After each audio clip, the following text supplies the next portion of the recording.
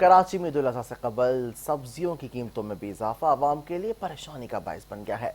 दुकानदार मंडी के रेट्स को जिम्मेदार ठहरा रहे हैं। मज़ीद तफसीलात हमारे नुमाइंदा उरूज रिजवी से जान लेते हैं।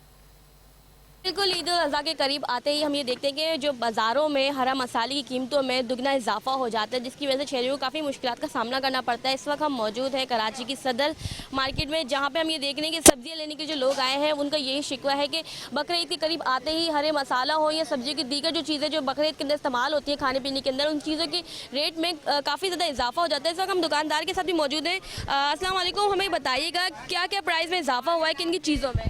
वालेकुम।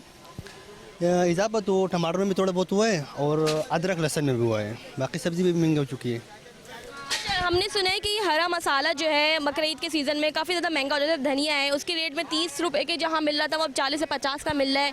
टमाटर की कीमतें बढ़ गई हैं, इसके बारे में क्या कहेंगे? असल बाजी मकसद ये है कि जो नज़दीक इलाके हैं ना टमाटर के, वो ख़त्म हो चुकी है। अभी क्वार्टर फिरोज़ाबाद से टमाटर आ रहा है और धनिया पुदीना जो हो गया जो है ना गर्मी में वो ख़राब हो रहे हैं, पूरा सब्ज़ी पहुँचती नहीं है, इसलिए मैंने महंगा हो गया सब्ज़ी। अच्छा, बहुत से लोग ये भी कह रहे हैं कि लिस्ट तो आप लोगों ने लगाई हुई है लेकिन लिस्ट के हिसाब से चीज़ें नहीं मिल रही, उसकी क्या वजह है?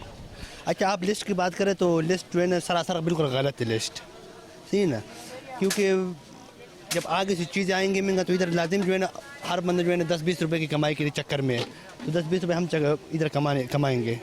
क्योंकि लिस्ट वाले से तो मैं ये कहना चाहता हूँ कि आप लोग मंडी में जाइए, मंडी में कोई लिस्ट जानते भी नहीं कि लिस्ट क्या होते हैं, यहाँ आके जो है ना फिर लाजिम जो है ना हमको चालान मिलते हैं। अच्छा, आपका ये कहना चाह रहे हैं कि हमें आपको जो है माल पीछे से ही महंगा मिलता है?